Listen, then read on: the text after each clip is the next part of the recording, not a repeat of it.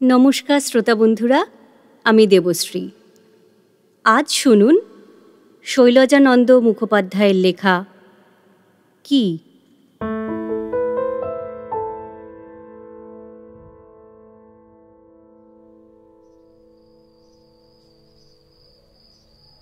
গিয়েছিলাম কবিরেজের কাছে ওষুধ আনতে। আমাদের গ্রাম থেকে ক্রোশখানেক দূরের একটা গ্রামে। কবিরেজ মশাইয়ের কাছে ওষুধ আনতে যাওয়া এক ঝকমারি কাণ্ড। কবিরেজ মশাই নিতান্ত নোংরা আলকাতরার পিপের মতন একটা মোটা তাকিয়া হেলান দিয়ে শুয়েছিলেন। আমায় দেখবা মাত্র বললেন, বসো বাবাজি, বসো।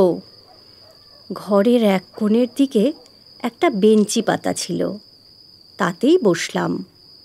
বললাম, ওষুধ আমায় একটু তাড়াতাড়ি দিন কবিরেজ মশাই, রাত্রির হয়ে গেল, তার ওপর আজ আবার অমাবস্যা। কবিরেজ মশাই হাসতে হাসতে গড়গড়ার নলটা সরিয়ে রাখলেন। হ্যাঁ, এইটুকু তো পথ, হাঁকলে সাড়া পাওয়া যায়, তার আবার রাত্রির, তাই আবার অমাবস্যা। এই বলে তিনি ওষুধ দিতে বসলেন। কিন্তু তার ওষুধ দেওয়া আর শেষই হয় না। হবে কেমন করে? গল্প করবেন না ওষুধ দেবেন? ঘরের মধ্যে তক্তাপোশের ওপর একটা লণ্ঠন জ্বলছিল। আমি ঘন ঘন বাইরের দিকে তাকাচ্ছিলাম। রাত্রির অন্ধকার ক্রমশ গাঢ় হয়ে আসছে। দূরের মাঠ থেকে শিয়ালের ডাক শোনা যাচ্ছে। গ্রামের প্রান্তে কোথায় যেন কয়েকটা কুকুর চিৎকার করছে বলে মনে হলো। শীত কমে গিয়ে তখন মিষ্টি মিষ্টি বাতাস বইতে শুরু করেছে। সময়টা ভালো, কিন্তু অন্ধকার রাত্রে শুকনো ধান ক্ষেতের আলি রাস্তার উপর দিয়ে আমি বাড়ি পৌঁছাবো কেমন করে, সেই কথাই ভাবছি। তার উপর আমাদের গ্রামের কাছাকাছি গিয়ে ছোট্ট একটি শুকনো নদীর তীরে শ্মশান, আর সেই শ্মশানের ওপর দিয়ে আমায় যেতে হবে। ছি ছি, কবিরেজ মশাই এত দেরি করবেন জানলে দিনের বেলায় আসতাম। কবিরেজ মশাই তখনও ওষুধের পুঁটলি বাঁধছেন আর এক নাগারে গল্প বলে চলেছেন। তার বলবার বিষয় হচ্ছে, কবিরেজি জিনিসটে বড় শক্ত ব্যাপার বাবা, যে সে আয়ত্ত করতে পারে না। বাজারে আজকাল নানা রকমের ওষুধ বেরিয়েছে বটে, কিন্তু সব বেটা ফাঁকিবাজ, সব বেটা জোচ্চোর। অর্থাৎ খাঁটি জিনিস কেউ যদি পেতে চায় তো সে যেন আমাদের এই মহাপুরুষের কাছে আসে। সে যাই হোক, ওষুধ পেয়েও রক্ষা নেই। ব্যবহারের নিয়মাবলী শুনে বুঝলুম অনুপান জোগাড় করতে 3 গাঁয়ের ঢুরতে হবে। সবগুলি জোগাড় করতে গেলে ডোবা, পুকুর, বন, বাদার ও শ্মশান মশান সব জায়গায় যেতে হবে। শুনে তার ঔষধালয় থেকে যখন বেরিয়ে এলাম পল্লীগ্রামের পথে ঘাটে, তখন অমাবস্যা রাত্রির গভীর অন্ধকার নেমেছে। সে যে কত গভীর তা যে সচক্ষে না দেখেছে সে বুঝবে না। কোলের মানুষ চেনা যায় না, এত গাঢ়। অন্ধকারের ভিতর দিয়ে চোখের দৃষ্টি যথাসম্ভব তীক্ষ্ণ করে এগিয়ে চললাম। গ্রাম তখন পার হইনি। পথের ধারে এক জায়গায় দেখা গেল প্রকাণ্ড একটা তেঁতুল গাছের তলায় সরকারি চণ্ডীমণ্ডপের ওপর কয়েকজন লোক বসে সুর করে রামায়ণ পড়ছে, আর টিমটিম করে ভাঙা একটি কাগজের পট্টি দেওয়া কালি পড়া লণ্ঠন জ্বলছে। আমায় পেরিয়ে যেতে দেখেই তাদের মধ্যে কে একজন চিৎকার করে বলে উঠলে, কে? থমকে দাঁড়ালাম। বললাম, আমি। গোপালপুরে আমায় চেনে না এমন লোক খুব কম। এসো এসো মুখুজ্জে, তামাক খেয়ে যাও, আধার হয়ে গেল, কোথায় গিয়েছিলে? ভাবলাম ভালোই হলো, এদের কাছে একটা লণ্ঠন চেয়ে নেব। বললাম, এসেছিলাম ওই লোচন কবিরাজের কাছে ওষুধ নিতে। বলতে বলতে তাদের কাছে গিয়ে বসলাম। বললাম, রাত্রি যখন হয়ে গেল, তার উপর অমাবস্যা, এই ঘুটঘুটে অন্ধকারে মাঠের ওপর দিয়ে পথ চিনে বাড়ি যাব কেমন করে, তাই ভাবছি। নানান কারণে লোকে আমায় সাহসী বলেই জানে। কেমন করে জানলো সেসব অনেক কথা। তাদের ভেতর থেকে একজন বলে উঠল, অ্যাঁ, আপনার আবার অন্ধকার? আপনি কত লোককে পথ দেখিয়ে নিয়ে যেতে পারেন? যে আমায় ডেকে বসিয়েছিল সে তো হো হো করে হেসে উঠল। বললে, মুখুজ্জের কথা শোনো। হায় হায়, লণ্ঠন চাইব ভাবছিলাম, তাও আর হলো না। কলকেটা বার কতক টেনেই উঠে পড়লাম।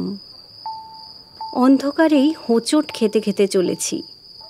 গ্রামের শেষে ছোট্ট একটি আমবাগানের পাশে দেখলাম জনকতক চাষা প্যাকাটি পুড়িয়ে আগুন জ্বালছে আর বসে বসে গল্প করছে। আমায় দেখে একজন গড় করে প্রণাম করে বললে, পেন্নাম ঠাকুর মশাই। বললাম, কল্যাণ হোক। তোদের ওই প্যাকাটি এক বোঝা আমায় দে দেখি বাবা। ওই প্যাকাটি জেলে জেলে পথ দেখে দেখে চলে যাই। তারা হাসতে হাসতে এক বোঝা প্যাকাটি হাতে তুলে দিলে। বাঁচা গেল। কয়েকটি করে প্যাকাটি একসঙ্গে দপদপ করে জ্বলতে থাকে। আগুনের ফিনকি খোলা মাঠের ওপর দিয়ে অন্ধকারের মধ্যে জ্বলন্ত তারার মতো উড়ে উড়ে বহু দূর পর্যন্ত চলে যায়। আর সেই আলোয় পথ দেখতে দেখতে এগিয়ে চলি। এমনি করেই ভেবেছিলাম বাড়ি পর্যন্ত পৌঁছে যাব। কিন্তু হায় অদৃষ্ট মন্দ, আলো আর শেষ পর্যন্ত জ্বলে না। হঠাৎ এক সময় পথের মাঝখানেই প্যাকাটির আলো গেল নিভে। গ্রাম থেকে তখন বহু দূরে চলে এসেছি। অন্ধকার মাঠের মাঝখানে থমকে দাঁড়িয়ে ফুঁ দিয়ে দিয়ে হয়রান হয়ে গেলাম। প্যাকাটি তবু আর জ্বলল না। খানিকটা ধোঁয়া শুধু নাক দিয়ে পেটে গিয়ে ঢুকল, আর চোখে লেগে চোখ দুটো জ্বালা করতে লাগলো।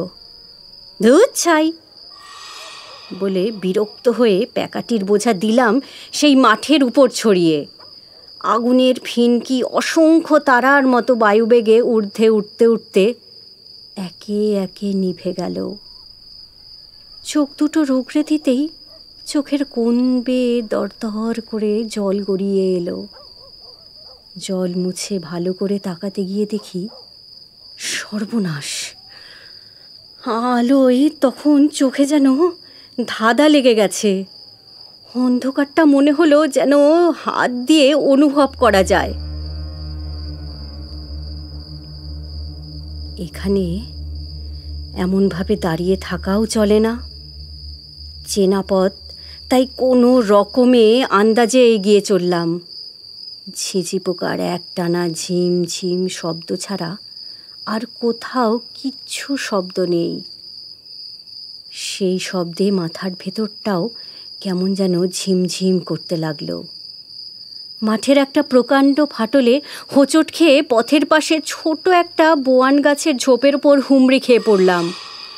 উঠেই মনে হলো, এইবার একটুখানি জোরে জোরে চলতে হবে। সম্মুখে আমাদের গ্রামের প্রান্তের সেই শ্মশান। আশেপাশের অনেকগুলো গ্রাম থেকে মরা নিয়ে এসে এখানেই পোড়ায়।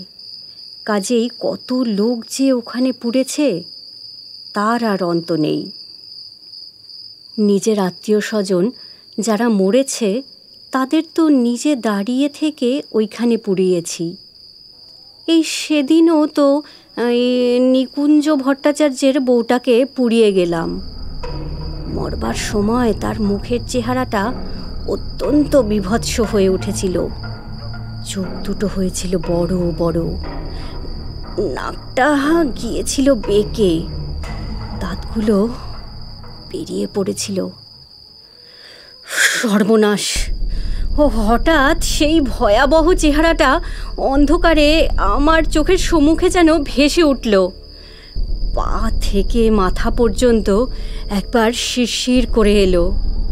ভাবলাম, ভয় কিসের? মৃতদেহ তো তার পুড়িয়ে ছাই করে দিয়ে গেছি। কিন্তু আমাদের নিস্তারিণী, তাকে তো পোড়ানো হয়নি। গলায় দড়ি দিয়ে মেয়েটা আত্মহত্যা করেছিল। ইস, সে মুখ, সে চেহারা ভাবতেও রোমাঞ্চ হয়। শ্রীহরি শ্রীহরি! নিস্তারিণীকে গ্রামের চৌকিদারেরা গ্রাম থেকে টানতে টানতে নিয়ে এসে ওই শ্মশানের কোথায় না জানি পুঁতে দিয়ে গেছে। শিয়াল কুকুরে এতদিন তাকে টেনে তুলে এখন আর কিছুই বোধ করি অবশিষ্ট রাখেনি। তা হোক, তবু কেমন যেন ভয় ভয় করতে লাগলো। আপন মনেই এইসব ভাবতে ভাবতে এগিয়ে চলেছি। হঠাৎ দেখি নদীর শুকনো বালির ওপর আমার পা পড়েছে। তাহলে এই তো শ্মশান। হ্যাঁ, শ্মশানই বটে। ওদিকে ওই প্রকাণ্ড বটের গাছটা নাবাল নামিয়ে অন্ধকারের মাঝে দাঁড়িয়ে রয়েছে, আর ওই তো সেই আমের বাগান। শ্মশান থেকে উঠেই আমায় ওই বাগানের মাঝখান দিয়ে চলতে হবে। পায়ে চলা সরু পথের উপর শুকনো আমের পাতা পড়ছে। তার উপর পা পড়তেই মচ মচ করে শব্দ উঠল। নিজের পায়ের শব্দে নিজেই চমকে উঠলাম। আমের গাছে মুকুল ধরেছে, বাতাসে তারই গন্ধ পাচ্ছি। কেমন যেন তীব্র মধুর একটি অতি পরিচিত গন্ধ। এই বাগানের মাঝখানে শ্মশানকালীর মন্দির। মন্দির বলতে এখন আর কিছুই নেই। ভাঙা চারপাট, মাটির দেওয়ালে কোনো রকমে খাড়া দাঁড়িয়ে আছে মাত্র। আমাদের বীরভূমের শক্ত মাটি, তাই রক্ষে। বর্ষার জল খেয়েও ও দেওয়ালের চারপাট আর পড়ে না।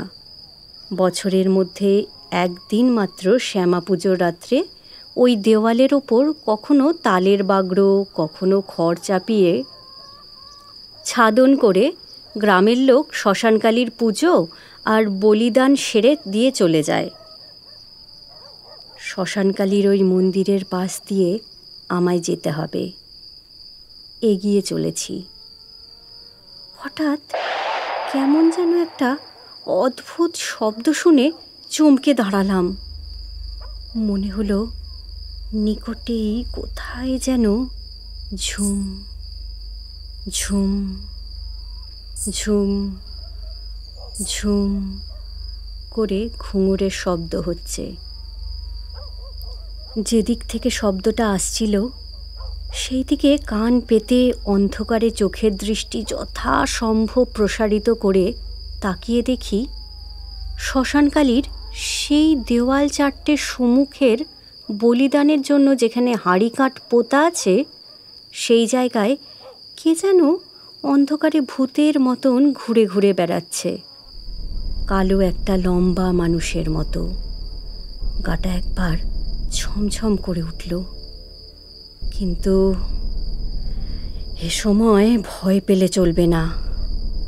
শুনেছি এই রকম ক্ষেত্রে ভয় পেয়ে ছুটে পালাতে গিয়ে অনেকে মরে গেছে। কিন্তু পা দুটো ঠক ঠক করে কাঁপতে লাগলো। প্রাণপণে তাদের কাঁপুনি থামিয়ে ইষ্টমন্ত্র জপ করতে করতে এগিয়ে গেলাম।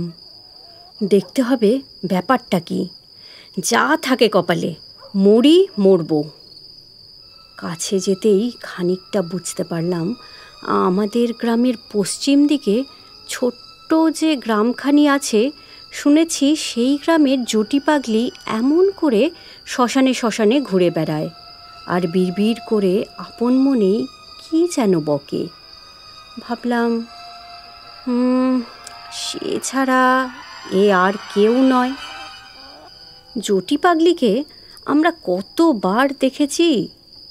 কালো ভূতের মতো লম্বা চেহারা, মাথার চুলে বড় বড় জটা বেঁধেছে, নোংরা কাপড়ের ওপর কাপড় চড়িয়ে গায়ের আবরণটা কাঁথার মতো পুরু হয়েছে। গ্রামে তার ছোট্ট একখানি মাটির ঘর আছে, ঘরে ছেলে আছে, ছেলের বউ আছে, কিন্তু কেউ তাকে বাড়ির মধ্যে ধরে রাখতে পারেনি। নিজের যখন ইচ্ছা হয় তখন বাড়িতে গিয়ে থাকে, আবার হঠাৎ এক সময় বাড়ি থেকে পালায়। দিনের বেলা শ্মশানের উপর দিয়ে হি হি করে হাসতে হাসতে ঘুরে বেড়াতে তাকে আমি কতবার দেখেছি। সেদিনও সেই জটি বুড়িকে ভেবেই আমি তার দিকে সাহসে ভর করে এগিয়ে গেলাম। কাছে গিয়ে বললাম, কে? জটি বুড়ি? আমার নিজের কথাই নিস্তব্ধ সেই শ্মশানের অন্ধকারে, ছোট্ট সেই নদীর উপর আমবাগানের মাঝখানে কেমন যেন কাঁপতে কাঁপতে থেমে গেল। ওদিক থেকে কোনো জবাব নেই, কিন্তু মনে হলো যেন সে থেমেছে। ঝুমঝুম করে ঘুঙুর আর বাজছে না। সাহসে ভর করে আরও একটুখানি এগিয়ে গেলাম। কালো সেই মানুষের মূর্তিটাও একটুখানি দূরে সরে গেল। অত্যন্ত দুঃসাহসী হলে মানুষ যেমন মরিয়া হয়ে ওঠে, আমিও তখন ঠিক সেই রকমই হয়ে গেছি। তাড়াতাড়ি এগিয়ে অন্ধকারে হাত বাড়িয়ে তাকে ধরে ফেললাম। মনে হলো ভিজে একটা কাপড় জাপটে ধরেছি। তাই ধরেই টানতে টানতে বললাম, এখানে কেন? চল, বাড়ি চল। অন্ধকারে সে খিলখিল করে হেসে উঠল। জটি পাগলি এমনি করেই হাসে। আবার বললাম, চল। আবার সেই হাসি। এই হাসি কিন্তু জটি পাগলির মতো মনে হলো না। আশ্চর্য, অদ্ভুত। মনে হলো এ যেন কোনো যুবতীর হাসি। তা হোক, আমার ভয় তখন অনেকটা চলে গেছে। টানতে টানতে তাকে আমাদের গ্রামের দিকেই নিয়ে চললাম। কিন্তু পথে যেতে যেতে এত কথা যে বললাম, তার মুখ থেকে ঘন ঘন খিলখিল করে হাসি ছাড়া কিছুই আর শুনতে পেলাম না। তবু তাকে টেনে নিয়ে চললাম। জটি পাগলিদের গ্রামে যেতে হলে আমাদের গ্রামের কাছাকাছি এসে ডান দিকে মেঠো রাস্তা ভাঙতে হয়। আমি তখন গ্রামে এসে পড়েছি। আর ভয় নেই ভেবে তাদের গ্রামের সেই রাস্তাটার কাছে এসে দিলাম তাকে ছেড়ে। বললাম, এখান থেকে বাড়ি যেতে পারবি তো পাগলি? ওই তো তোদের গ্রামের আলো দেখা যাচ্ছে, ওই পুকুরের পাড় ধরে সোজা চলে যা। পাগলি অন্ধকারে এগিয়ে গেল। তৎক্ষণাৎ পিছন ফিরে জিজ্ঞাসা করলাম, গেছিস তো পাগলি? জবাব এলো, হ্যাঁ। তুমি যাও। সর্বনাশ! কণ্ঠস্বর শুনে চমকে উঠলাম। যে স্ত্রী আমার সেদিন মারা গেছে, এ যেন ঠিক তারই কণ্ঠস্বর। আর এত দূরে সে এরই মধ্যে চোখের পলক ফেলতে না ফেলতে গেল কেমন করে? এই তো এই মাত্র তাকে ছেড়ে দিলাম, এরই মধ্যে দেখা গেল সে প্রায় সামনের গ্রামের কাছাকাছি গিয়ে পৌঁছেছে। দৌড়ে গেলেও এত দূর যাওয়া অসম্ভব। বাড়ি গিয়ে সে রাত্রে আর আমার ঘুম হলো না। ভোর হতে না হতেই বিছানা ছেড়ে উঠে পড়লাম। জটি বুড়িদের গ্রামে গিয়ে তাকে একবার কাল রাত্রের কথাটা জিজ্ঞাসা করে আসি। তাদের গ্রামে গিয়ে যখন পৌঁছলাম, ঘুম থেকে উঠে লোকজন তখন সবে মাত্র দোর খুলছে। পথে প্রসন্ন শ্যাকরার সঙ্গে দেখা। মুখুজ্জে মশাই যে, এত সকালে আমাদের গ্রামে? হ্যাঁ ভাই, ওই জটি বুড়িকে একবার দেখতে এলাম। প্রসন্ন বললে, জটি বুড়ি মাগি এইবার মরবে। মরবে কি হে? কেন? আগে হ্যাঁ, মাগি আজ মাসখানেক ধরে বড্ড ভুগছে। জটি বুড়ির বাড়ির ভিতর গিয়ে দেখি সত্যিই তাই। দেখলাম বুড়ি আজ মাসাবধিকাল রোগে ভুগে ভুগে একেবারে জীর্ণ কঙ্কালসার হয়ে বিছানায় মিশে গেছে। বিছানা ছেড়ে ওঠা দূরে থাক, কথা কইবার সঙ্গতিটুকু পর্যন্ত নেই। গতকাল রাত্রির রহস্যটা আমার কাছে রহস্যই রয়ে গেল। তখনও বুঝতে পারিনি, আজও বুঝতে পারছি না।